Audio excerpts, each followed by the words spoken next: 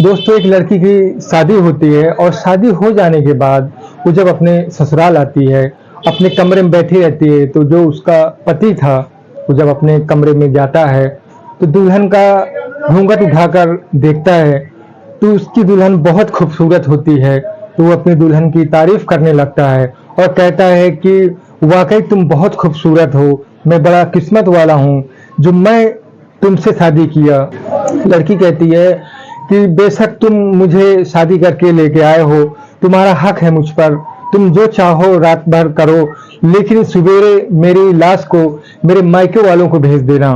दोस्तों, जब उसका पति ये बात सुनता है तो कहता है कि यार, क्या तुम मरने मारने की बात कर रही हो? मैं तुम्हें इतना पैसा खर्च करके तुम्हें ब्याह कर लाया हूँ, तो क्या मरने के लिए? मैं तुम्हें बिल्कुल भी मरने नहीं दूंगा, तुम वाकई बहुत खूबसूरत हो। पति उसका ये तारीफ करता है और लड़की मरने की बात करती है। तो दोस्तों, आखिर इन दोनों के बीच में क्या होता है, लड़की क्या चाहती है, ये कहानी में हम आगे बताएंगे। दोस्तों, ये वीडियो वाकई बहुत इंटरेस्टिंग वीडियो है और इसमें दुख भी है और खुशी भी है। दोस्तों, चैनल को सब्सक्राइब करें और वीडियो को लाइक भी करें। दोस्तों, कहानी स्टार्ट करते हैं। दोस्तों, ये कहानी है यूपी के उन्नाव जिले से। दोस्तों, एक 4 लड़कियां हैं और वो कॉलेज पढ़ने जाती हैं और वहां से 3 बजे जब छुट्टी होती है तो कॉलेज और घर के बीच में एक नदी पड़ती है। उस नदी में अक्सर लोग घूमने आया करते थे, क्योंकि नदी के पास खड़े होकर जो देखने में मजा आता है, वहां पे जो व्यू जो होता है, जो नज़ारा होता है, वो वाकई बहुत खूबसूरत होता है। लोग दूर दूर से आते हैं वहां पे देखने के लिए। दोस्तों, ये चारों लड़कियां अपने कॉलेज जाती हैं, वहां से जब वापस 3 बजे आती हैं तो नदी के पास ही खड़ी हो जाती हैं। खड़ी हो जाने के बाद ये देखती हैं कि कुछ केवट मछलियां वहां से मार रहे थे। दोस्तों, ये खड़ी होकर देखने लगती हैं, थोड़ी देर देखती हैं, इसके बाद ये घर चली जाती हैं। दूसरे दिन जब फिर आती हैं और स्कूल से छुट्टी होती है 3 बजे, तो ये फिर वहां पे नदी के पास खड़े होकर देखने लगती हैं। जब ये दूसरे दिन आती हैं तो उन्हीं केवट में से एक लड़का होता है जिसका नाम सोनू होता है, सोनू निषाद। दोस्तों, वो मछली पकड़ रहा था अपने बंसी में। तो 4 लड़कियों में से एक लड़की का नाम सीमा होता है, वो उस लड़के के पास जाती है और कहती है कि कैसे आप मछली पकड़ते हैं, मुझे भी सिखाओ। दोस्तों, सोनू कहता है कि आप क्या करेंगी मछलियां पकड़कर? मछलियां अगर हाथ में पकड़ो तो हाथ भी गंदे हो जाते हैं। तुम इतनी खूबसूरत हो और मछली पकड़कर अपने हाथ क्यों गंदे करने चाहती हो? फिर लड़की कहती है कि नहीं, मुझे पकड़ना सिखाओ और मैं पकड़ना चाहती हूँ। तो दोस्तों, सोनू कहता है कि आज जो भी मछलियां फंसी थी उनको हम पकड़कर रख लिए हैं और कल तुम आ जाना, तो कल मैं तुम्हें सिखाऊंगा। अब दोस्तों, ये जब दूसरे दिन सीमा जाती है और स्कूल से छुट्टी होती है तो 3 बजे फिर नदी पर वही लड़का मिलता है। सोनू प्रॉमिस कर लिया था, वादा कर लिया था। जब सीमा उसके पास जाती है तो कहती है कि मैं आ गई और मुझे सिखाओ किसमें मछली पड़ी है, किस बंसी में पड़ी है। तो सोनू कहता है कि ये बंसी में देखो, इसमें मछली पड़ी है, इसको निकालो। अब सीमा उस डोर को पकड़कर खींचने लगती है, उसमें बड़ी मछली रहती है। सोनू भी उसके हाथ पकड़कर खिंचवाने लगता है।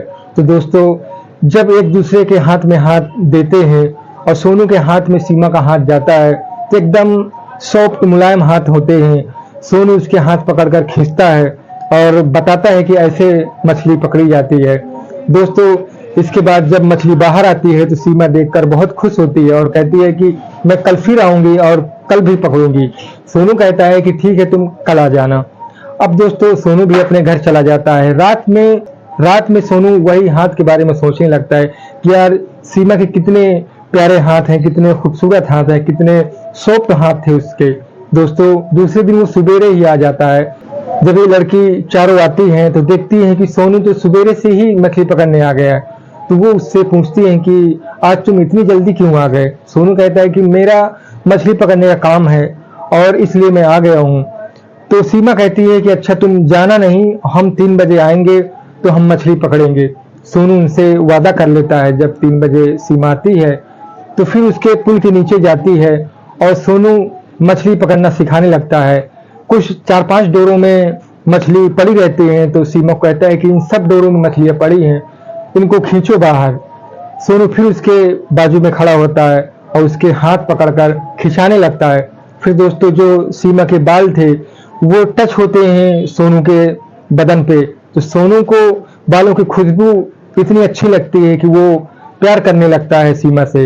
अब दोस्तों सीमा जब मछली पकड़ लेती है तो सोनू कहता है कि मछलियां तुम भी ले जाओ, तो सीमा कहती है कि मैं यहाँ स्कूल पढ़ने आई थी कि मछलियां लेते फिरूंगी। दोस्तों सीमा जाने लगती है अपनी सहेलियों के साथ, तो उसकी सहेलियां मजाक में कहती हैं सीमा को कि सोनू तो बहुत अच्छा लड़का है और वो तुम्हें बहुत चाहता है और तुम्हारी दोनों की जोड़ी बहुत अच्छी रहेगी। तो सीमा गुस्सा होने लगती है और कहती है कि तुम क्या बात कर रही हो, ऐसा कुछ भी नहीं है, मैं बस मछली पकड़ने का शौक है, देखना चाहती थी इसलिए उससे बोल दी। अब दोस्तों ये तीसरे दिन जब चारों लड़कियां जाती हैं कॉलेज और वहां से वापस आती है तो सोनू के पास जाती हैं और कहती हैं कि तुम रोज मछलियां ही पकड़ना सिखाते हो, क्यों ना एक दिन सीमा को भूंज कर खिला दो। तो सोनू कहता है कि अभी तो नहीं भूंज सकता, लेकिन कल तुम आ जाना तो कल मैं भूंज कर भी खिला दूंगा। दोस्तों इसके बाद ये घर चली जाती हैं। फिर जब दूसरे दिन आती हैं तो स्कूल से आती हैं तो सोनू भी मछलियां भूंज के रखा था, जब वो आती हैं तो उनको चारों को मछलियां दे देता और कहता है कि ये लो, मैं तुमसे वादा किया था और तुम लोग बोल रहे थे इसलिए मछलियां भूंज कर रखा है मैंने, और खा लो। फिर वो चारों लड़कियों में से सीमा को छोड़कर कहती है कि यार हम तो मजाक में कहे थे और तुम सच में मछलियां भूंज कर रख लिए। तो सीमा भी कहती है कि अच्छा अगर रख लिया है तो फिर चलो हम लोग खा लेते हैं। तो ये चारों लोग मछलियां खाती हैं, इसके बाद चली जाती हैं। सीमा भी सोनू के बारे में सोचने लगती है, उसके भी मन में सोनू के लिए मोहब्बत जागने लगी थी। अब दोस्तों ऐसा ही दूसरे दिन जब सीमा आती है तो सोनू से मिलती है, उसका नंबर लेती है, दोनों एक दूसरे से फोन में बात करने लगते हैं। अब इनका प्यार परवान चढ़ने लगता है दोस्तों, और 2-3 महीने निकल जाते हैं। तो पता नहीं कैसे सीमा को घर वालों को मालूम पड़ जाता है कि एक सोनू नाम का लड़का है और सीमा उससे बात करती है और वो लड़का भी सीमा से बात करता है। तो 4-5 लोग आते हैं और सोनू को बिना कुछ बोले उसको मारना चालू कर देते हैं, उसको बहुत मारते हैं। सोनू समझ ही नहीं पाता कि मुझे क्यों मार रहे हैं। फिर उन्हीं चारों में से एक कहता है कि तू बहुत लड़कीबाजी करने लगा है, अब अगर दोबारा तू ऐसा किया और तू दोबारा हमारी सीमा से बात किया तो तुझे जान से मार देंगे, और तू बहुत बात करने लगा है, तू बहुत सीमा से मिलता है। तभी दोस्तों सोनू समझ जाता है कि मुझे सीमा की वजह से मारा जा रहा है। अब दोस्तों उसे मारकर चले जाते हैं, वार्निंग दे जाते हैं। अब सीमा को जब ये बात मालूम पड़ती है तो वो रोने लगती है कि मेरी वजह से सोनू को ये लोग मार के आए। अब जब दूसरे दिन आती है तो दोनों लोग मिलते हैं, फिर मिलते हैं, और सोनू नहीं मानता, इनका दोनों का और प्यार परवान चढ़ने लगता है। जो मार के गए हैं कि प्यार करना बंद कर दो, बातचीत करना बंद कर दो, लेकिन ये दोनों नहीं मानते, इनका प्यार और परवान चढ़ने लगता है। फिर एक दिन दोनों मिल रहे थे पुल के नीचे, तभी अचानक फिर 4 लोग आ जाते हैं उसके घर के, और वो दबंग लोग थे और वो ठेकेदार थे। सीमा के जो पापा थे वो ठेकेदार थे, उसके चाचा भी थे, तो वो भी कोई अच्छा काम करते थे, पैसे वाले थे, दबंग टाइप में थे। जब उस लड़के के पास आते हैं और देखते हैं कि सीमा से बात कर रहा है, फिर सोनू को बहुत मारते हैं और सीमा बीच बचाव कर, लेकिन अकेले कैसे बचा पाती। सोनू को जब लगने लगता है कि शायद मुझे जान से मार देंगे तो सोनू अपनी जान बचाने के लिए नदी में कूद जाता है।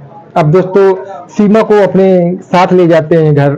अब उसकी शादी के बारे में सोचने लगते हैं कि शायद ये दोनों नहीं मानेंगे, हमें सीमा की शादी कर देना चाहिए।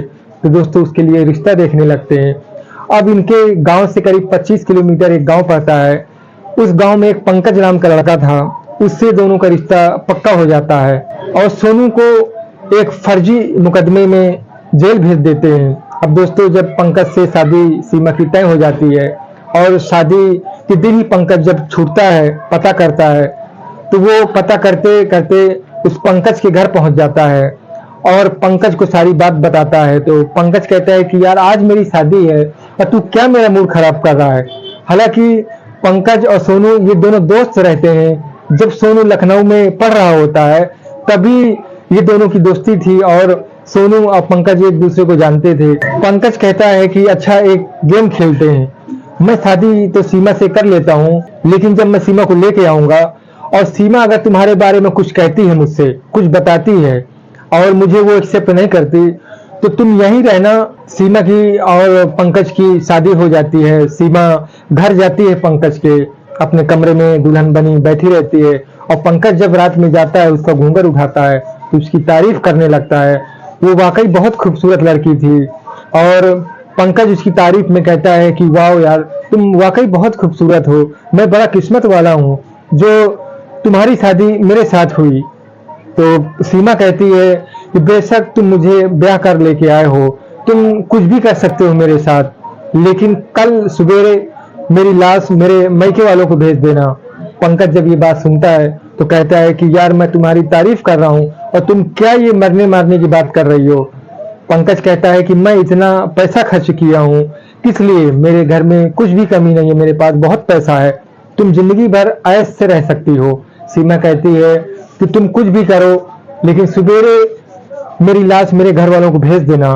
पंकज कहता है मैं तुम्हें मरने नहीं दूंगा, और गुस्से से बाहर आ जाता है। इसके बाद थोड़ी देर बाद वो फिर अंदर जाता है, तो सोनू भी उसके साथ में रहता है। सोनू जब आवाज सीमा को देता है और सीमा सोनू की आवाज सुनती है तो एकदम से चौंक जाती है और देखती है कि सोनू आया हुआ है, तो वो पलंग से कूदकर सोनू के गले लग जाती है।